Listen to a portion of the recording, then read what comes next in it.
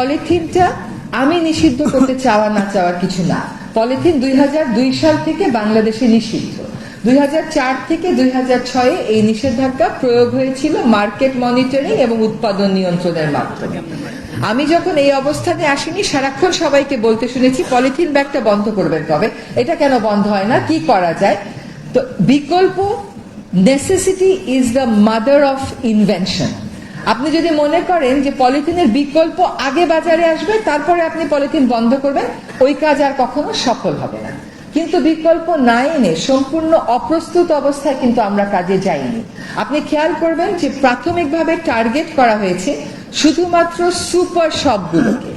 আমরা কিন্তু গোটা দেশে চলে যাইনি যে গোটা দেশে আমাদেরকে বিকল্প দিতে হবে। সুপার শপগুলো তাদের চাহিদা জানিয়েছে, সেই মোতাবেক বাংলাদেশ জুট মিলস অ্যাসোসিয়েশন মেলা করেছে, সেখানে সুপার শপগুলো যে তাদের অর্ডার প্লেস করেছে। একই সাথে পরিবেশ অধিদপ্তর মেলা করেছে, সেখানে সুপার শপগুলো গিয়ে তাদের অর্ডার প্লেস করেছে।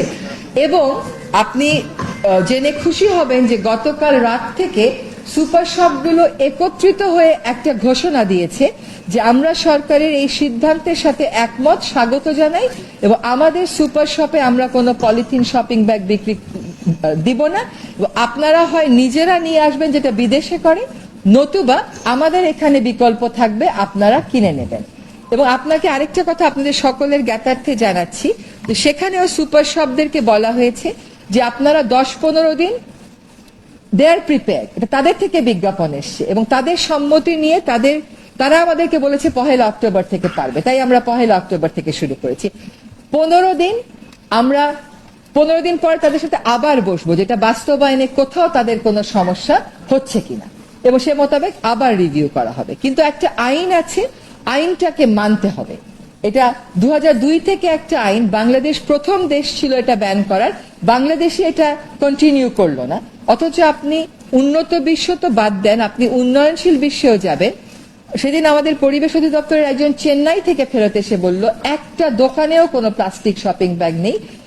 কোন জায়গায় কম্পোস্টেবল কিছু কিছু ব্যাগ দিয়েছে, কিন্তু সেইগুলো আপনি যদি বাংলাদেশে কম্পোস্টেবল বলেন, সব ব্যাগের উপর কম্পোস্টেবল সিল দিয়ে মার্কেটে চলে আসবে।